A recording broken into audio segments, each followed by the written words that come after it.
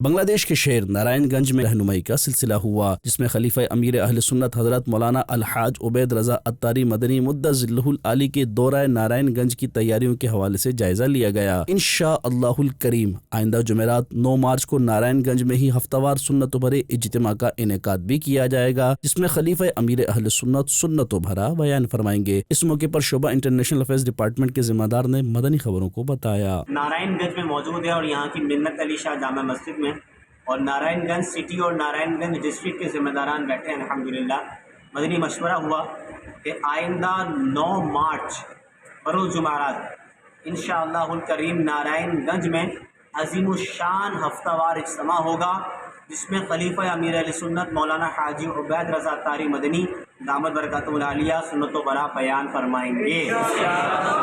ہم سب نے یہ نیت کی انشاءاللہ اس ہفتہ وار اجتماع کو ہم مدنی قافلہ اجتماع بنا دیں گے۔ اسی اجتماع سے انشاءاللہ ہاتھوں ہاتھ 3 دن کے، 12 دن کے اور 1 ماہ کے مدنی قافلے سفر کریں گے انشاءاللہ الکریم۔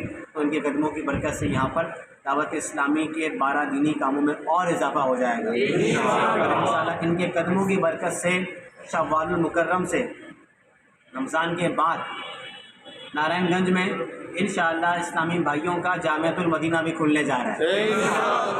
خلیفہ امیر اہل سنت حضرت مولانا حاجی عبید رضا عطاری مدنی مدۃ ظلہ العالی 6 مارچ پیر شریف کے دن سے بنگلہ دیش کے مختلف شہروں کا دورہ کریں گے، جہاں دینی کاموں میں شرکت کا سلسلہ بھی رہے گا۔